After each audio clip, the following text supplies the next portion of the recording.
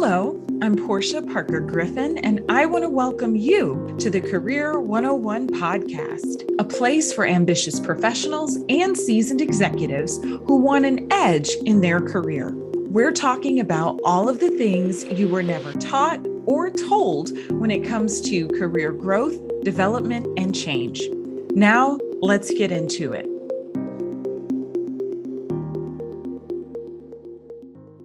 Today, we are talking about Personal Branding 101. What is personal branding? With Stacey Ruth. Stacey Ruth is unstoppable. She founded 2 multi-million-dollar agencies and has been among the top 50 entrepreneurs under 50 in Atlanta and twice awarded top 100 IT agencies by Experiential Marketer. As a novice entrepreneur, she made nearly every business decision mistake, even as she was doing things the way they were supposed to be done. Her businesses survived personal challenges, the fallout of 9/11, and deep recessions, as she learned how to tap into her own inner wisdom and create an authentic personal brand in order to thrive. Today, she coaches other women CEOs and executives on how to grow their influence and impact with bold confidence and clarity. Stacey is the author of Own Your Own Shift, and her latest book, Inside Out Smart, is now available on Amazon. Hi, Stacey. How are you today? Hi, I'm doing fantastic. I'm so excited to be here with you. Great. Well, we are excited to have you with us to talk about personal branding. But before we get into that, we want to know a little bit more about you. So tell me about 7-year-old Stacey. 7-year-old Stacey was, you know what? She was a storyteller. She loved, okay, here's the deal. There was this old tree in the park that we used to go to, and I would collect all of the other little 7-year-olds that were playing in the park, and we would go to the storytelling tree, and I would just make stuff up, and I would make up these stories, and it was really fascinating. Everybody had a good time, and I kind of lost that thread for quite a while. And I think it's what brings me back to wanting to write, wanting to speak, and wanting to share stories with other women. Wow. That storytelling, I can definitely see how that shows up in, your career and then also what you do now. And personal branding, when we think about it, I think there's definitely an element of telling your own story to that. Absolutely. Yeah. Absolutely. Yeah. It's one of the things that I actually, when I'm working with somebody on their personal brand, is for them to articulate their story.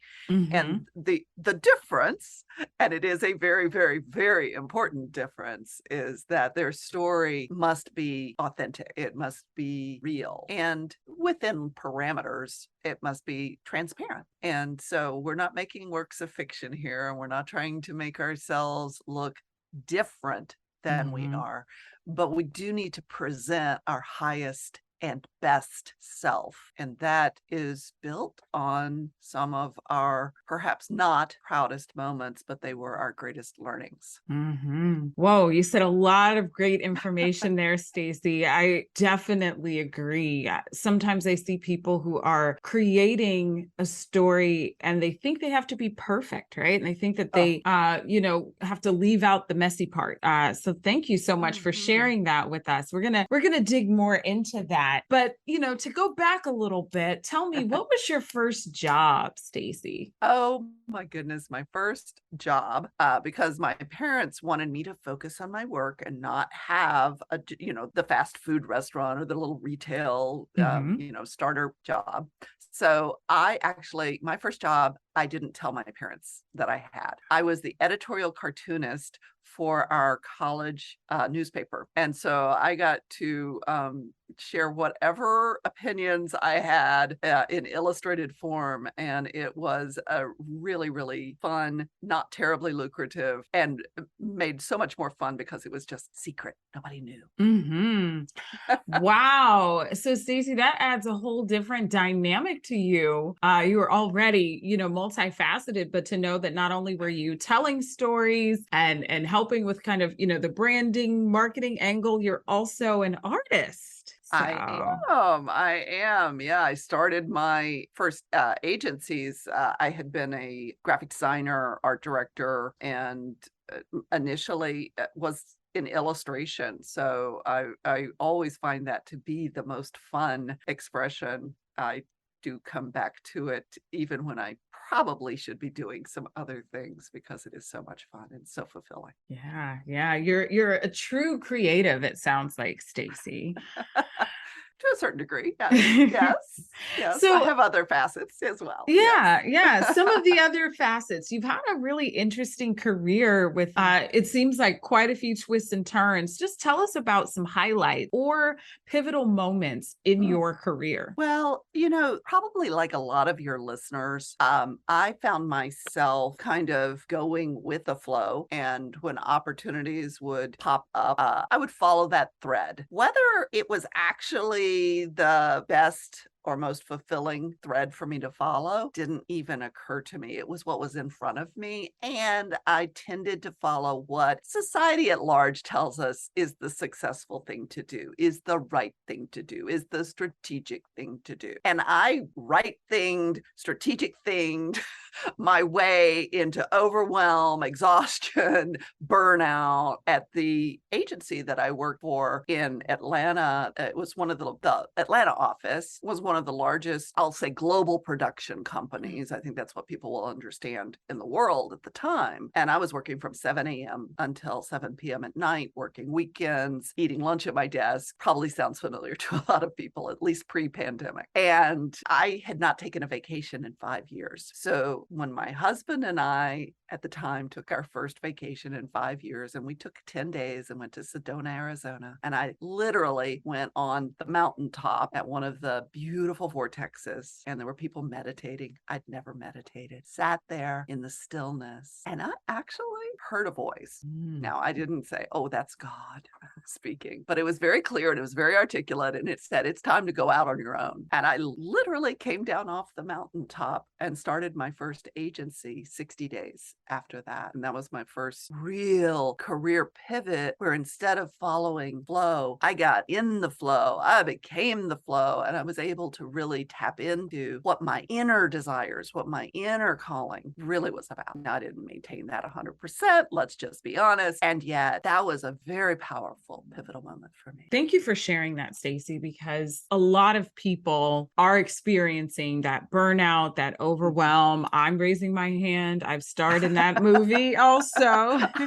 I came back to it. It was a recurring role. Yes. Yes. Starring featured character, recurring role. I love it. And, just that it sounds like that solitude, and then also that clarity that you received when you were in Sedona was really transformational. So I guess I also want to know about some of your career challenges, right? So it sounds like, 60 days later, you start that new agency. And, we've heard a little bit about your success from your bio, and anyone who checks you out online can definitely see all of that. But what are some of those big career challenges that you experienced? Well, one of the biggest ones that I experienced, besides externals, I mean, we went through major recessions, we went through a lot of reinvention, and I had personal health crisis and also personal challenges outside of work, including 2 failed marriages, one to a business partner. So, that some people would say that was a mistake. I'll call it a learning opportunity.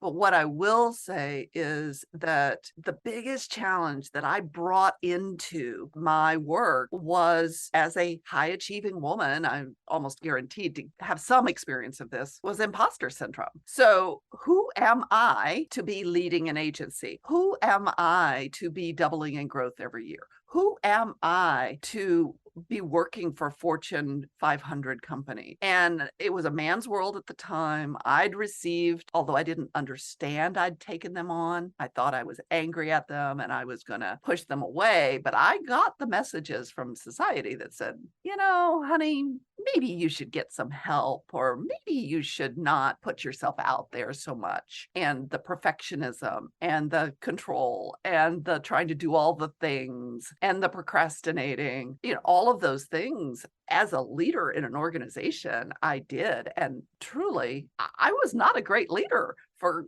several years because of that imposter syndrome, and it killed my health because of the stress that it creates in us.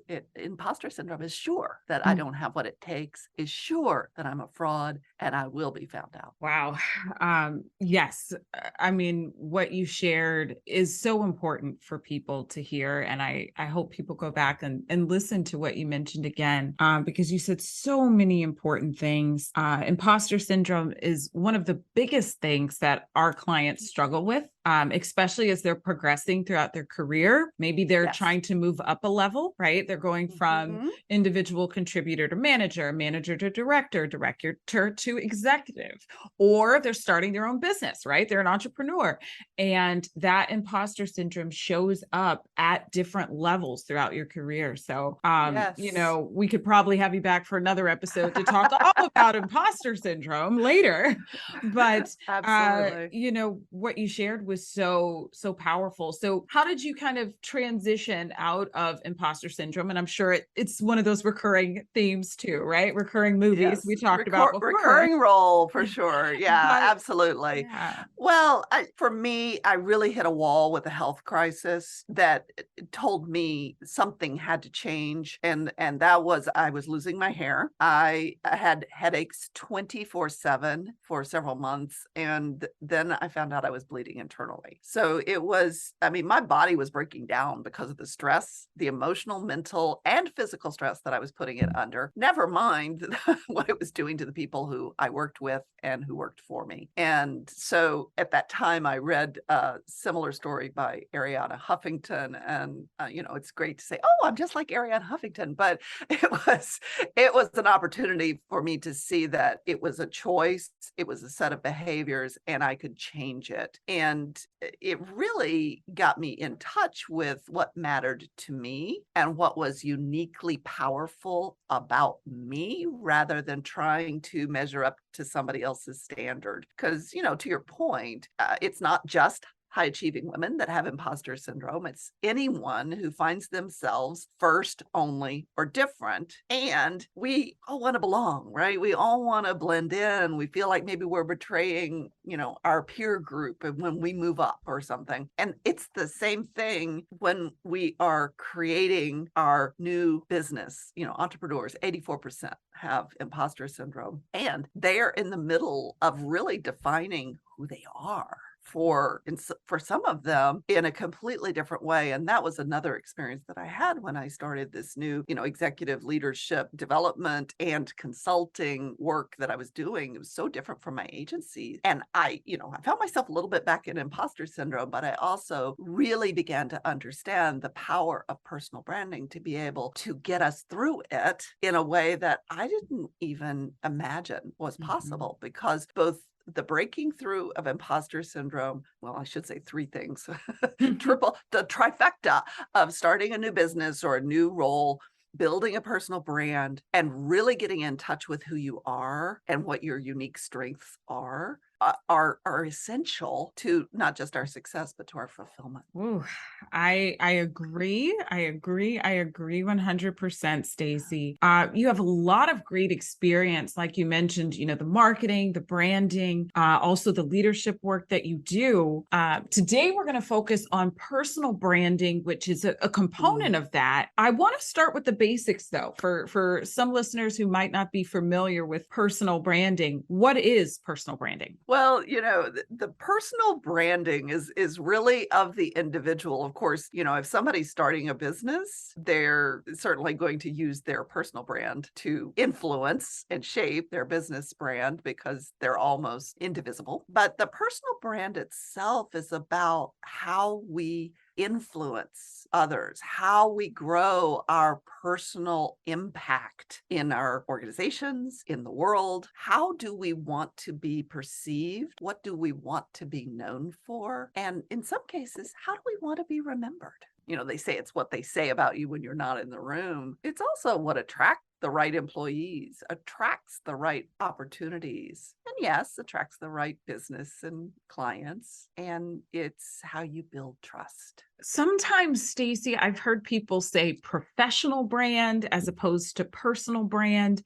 Do you Mhm. think there's a difference between those two things, or are they the same in your opinion? Well, let me clarify. I see a professional brand as the personal brand Mm. of a professional individual versus a business brand. Yes. And a personal brand certainly doesn't require us to be in any kind of professional setting. I can have a personal brand and be, let's say, a fashion influencer, even though I don't necessarily have a company, or I can be a celebrity and have a personal brand. Again, Mhm. they kind of are the business. And if you're a professional and you're building your professional brand, your personal experience, your personal talents, your personality is going to influence that professional brand, and you can't really separate the two. We try to artificially say professional over here, personal over here, Mhm. and ne'er the twain shall meet, if you will. But they do interact and influence each other. And certainly in today's online social media world, you're not going to be able to create that separateness, even if you try to. Yeah, you're right. People are looking you up. Services that we help our clients with, we write professional resumes, cover letters. Also, we do LinkedIn makeovers for some Yes. of our clients. And so I generally, call them professional branding documents, which I think adds, Mhm. is an extension to what you were saying. They But are. some of our clients say personal brand, and I just roll with that too. But to your point, I do think it's that professional side of the personal kind of presentation that you're putting out there. Yeah. And for executives, I mean, often they need their own personal professional website Mhm. for speaking, for their charity activities, or, a lot of different reasons that even if you're not a separate business, you may need a separate website. Yeah. And to that point, we have some executives that come to us and they want help with, their thought leadership, which is a kind of a newer term that's come up over the Yes. last few years. And to your point, they might be putting together a website that's going to Mhm. have elements of their personal brand, elements of their professional brand, and kind of putting that together for people who find them. So yeah, thank you for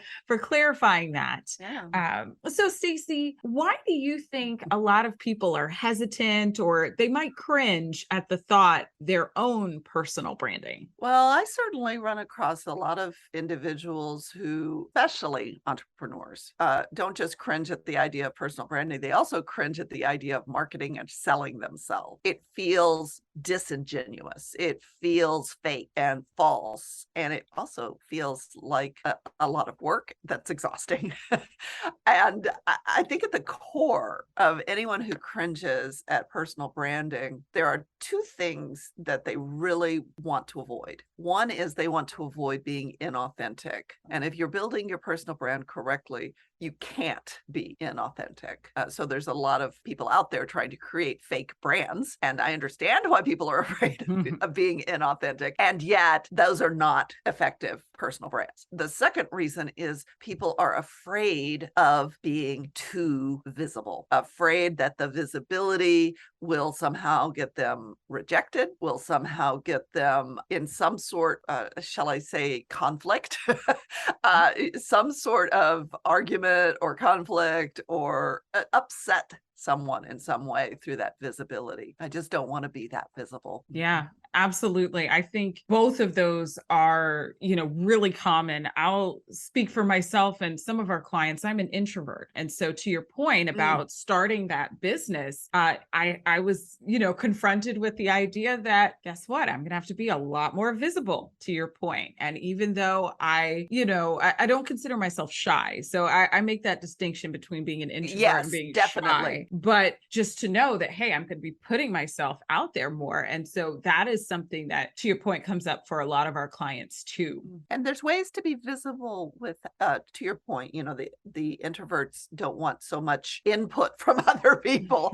And there are certainly a million and one different ways to be visible without having to expose yourself to that. And that, I think that's a very powerful point you made. Yeah, great distinction there too.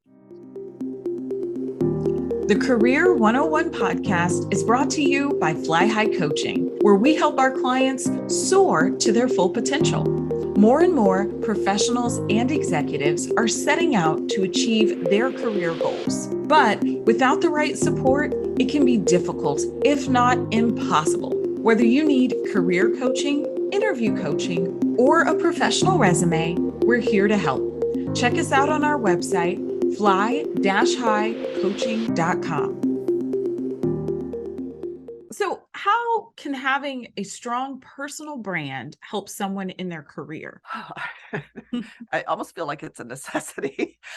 Everybody has a brand. We already have brands, the real impact of taking over the management and control of your personal brand is that you're then saying, I'm going to direct this. I'm going to send myself in the direction that I choose and that I want to explore and grow into, rather than letting peers, competitors, bosses, the market, whatever, determine it for you, because either you're controlling it or you're defaulting to let someone else control it.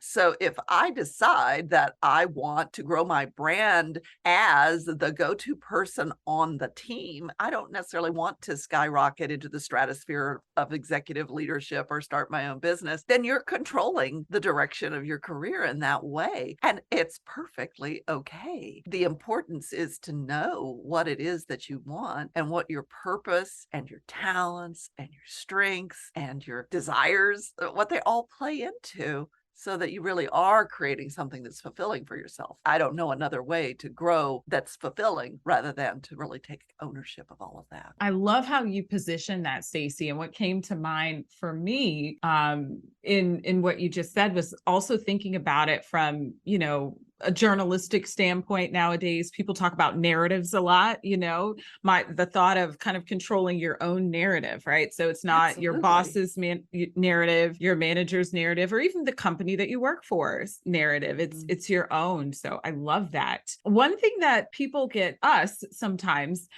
is, what is a personal branding statement?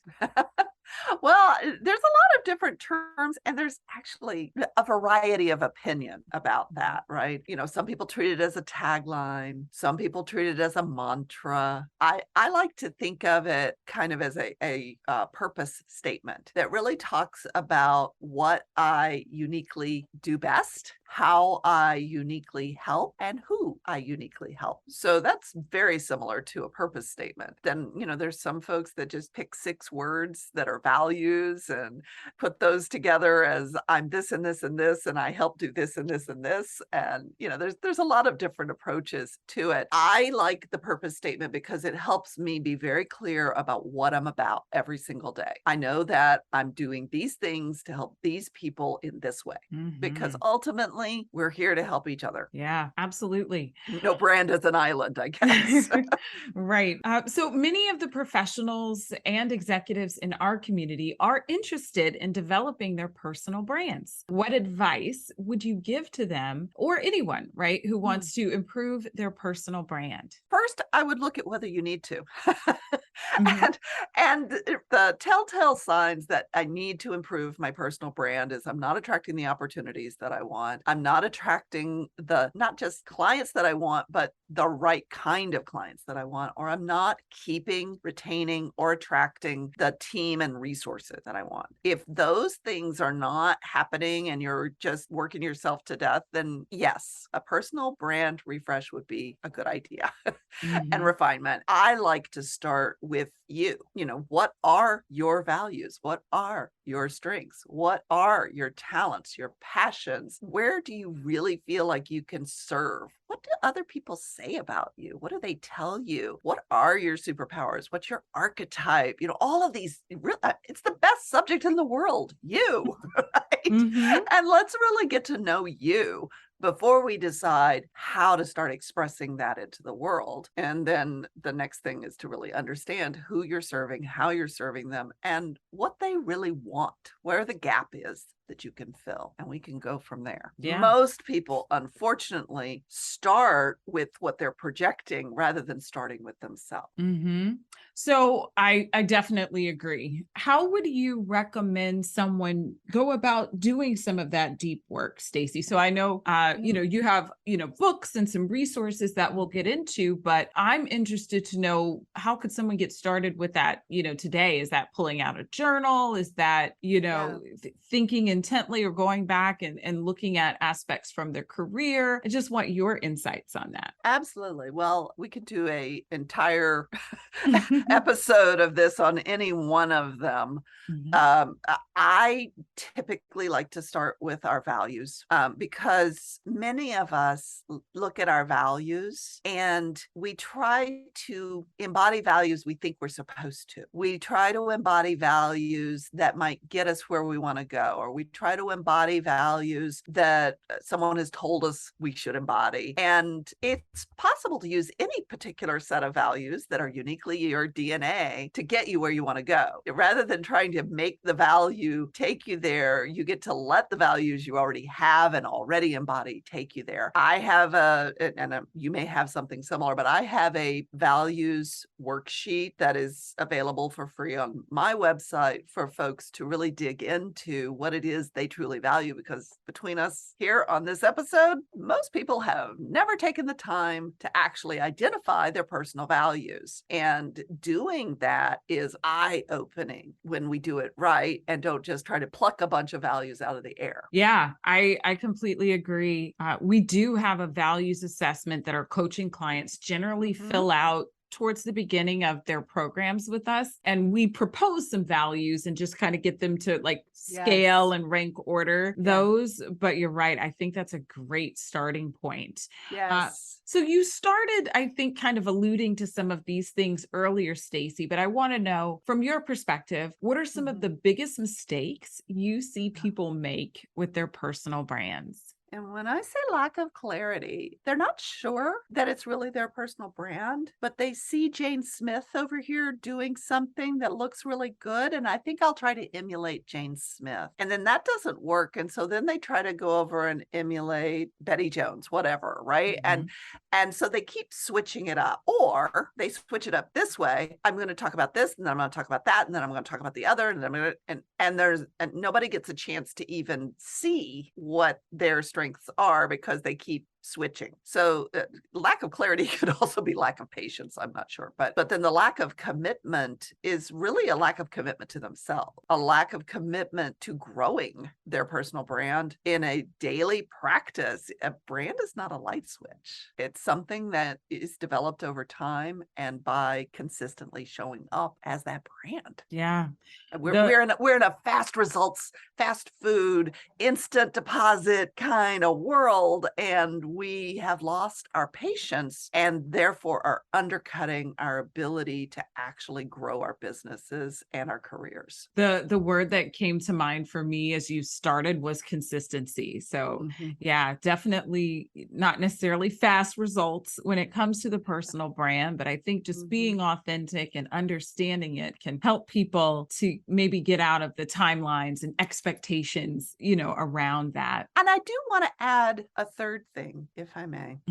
And that is that with their personal brands, individuals will launch too soon. If I launch my personal brand without having done the diligence and the work to really understand it and be clear about it, you can undercut your personal brand very quickly. It's not that you can't rebuild it, but it's going to be that much harder. Great point. I've seen that, I think, Stacey, with some clients who were entrepreneurs and they were going the personal brand route and using perhaps their name as like their business and their website and everything, but they weren't really clear on what they wanted to do. So sometimes they weren't getting those results that they wanted. I definitely think that's a great point. So tell us about your new book, Inside Out Smart. Well, we do talk a little bit about leadership branding in there. The focus of that book is about being able to make clear decisions, innovative decisions, faster decisions, more accurate decisions using our entire brain, most especially intuition. And I do believe that we all intuitively know a tremendous amount. The problem is that we don't trust our intuition. We can't recognize it. We're not sure if it's our intuition talking to us, or maybe we're just wishful thinking, and we don't know how to pull it forward on demand. And so what I'm really helping individuals understand is the neuroscience behind it, because it is a real thing. It's not just a woo-woo thing. And it really is making decisions faster and more accurately than our puny little conscious, rational thinking process, which is actually very slow. And when we tap into that crossover between our conscious and our unconscious mind, we create synapses in our brain that actually brings intuition forward faster, and we begin to recognize it. And I'll give your listeners this big tip. If you're not sure if it's your intuition has no emotion attached to it. It just directs. It says, go here, say this, do that. What happens after that, very quickly after that, is our ego, our personality, which influences our brand. Our ego will jump in and go, oh, that's really exciting, or that's really scary, or some similar response. That's not actually that first thought from intuition. Wow. I love that. The whole idea that your intuition has no emotion attached to it. That's Isn't really that crazy? deep. Yeah, really deep. And I think that's a great marker, a great tip, like you were saying, to where people can use that to tell, if it's their intuition, if it's someone else's thoughts, if it's their ego, if it's, anything else, really. That's great. Yeah. And I like to invite people, especially when they're starting to clarify and develop their brand. I love to invite them intuitive exercises, because it's really through our intuition. So many people want to know, what's my purpose? What's my meaning? And really, our intuition is the fastest, best source of the answers to that. And we spend so much time looking outside of ourselves, which is what wears us out at work, which is what burns us out at work, and not looking inside ourselves for our values, our purpose, our meaning, our mission. And all of that is part of our personal brand. So we're letting ourselves be defined externally rather than defining it for ourselves internally. So it sounds like we could also think about this episode and this topic of personal branding from, the intuitive perspective, right? What is your intuition telling you? I love that, because there are a lot of people that come to us and want to know, well, hey, I can't get started with my career or my business because I don't know what my purpose is, or I don't know what I want to do. I don't really know who I am. And to your point, their intuition, they could use that to really check in with themselves and find some of those answers.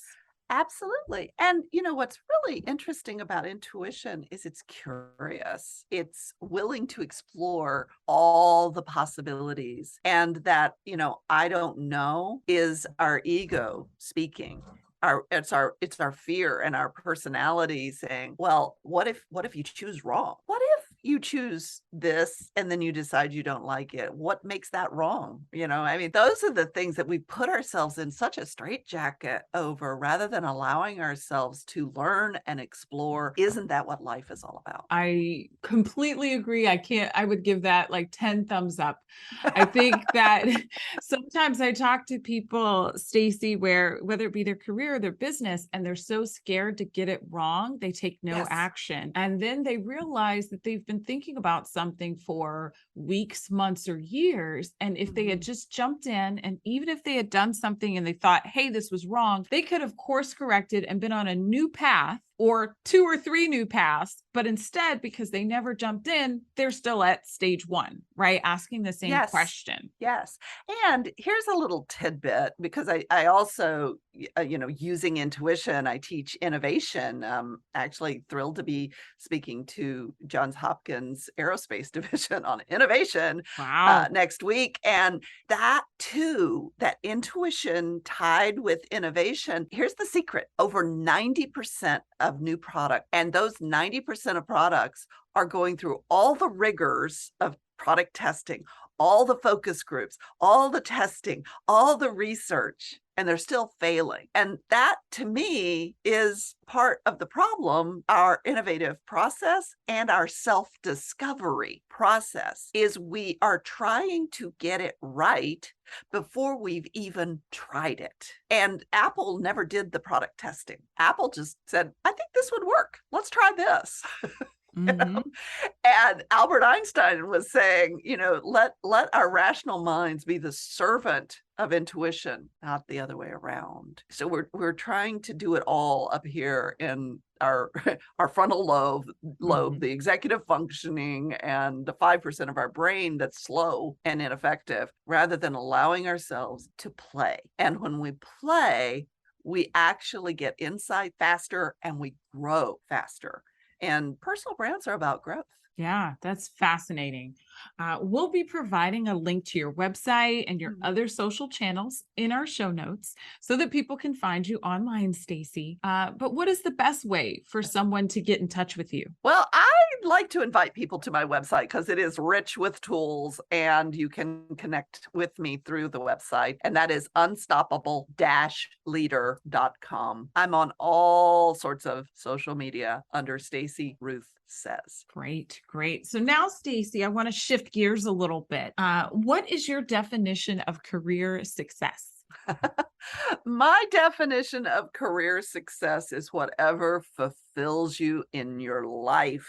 It can't be one definition because we are all individuals. And it's sad to me. It's heartbreaking to me, really, how many people try to let society define for them what their career success is. And it usually centers around money at the expense of rich time. So I'll put it this way. Real career success is doing what you want, when you want, where you want, how you want, with whom you want. Great. So how do you think executives and other professionals can get a positive edge in their career? Well, a positive edge to me is really growing your visibility. If people see you, then they get a chance to know you. And if they get a chance to know you, they get a chance to love you and trust you. So the visibility is really unique to your skill set. It could be speaking, it could be writing, blogging, it could be creating a movement. I've actually got a couple of clients that's what they really want to do. And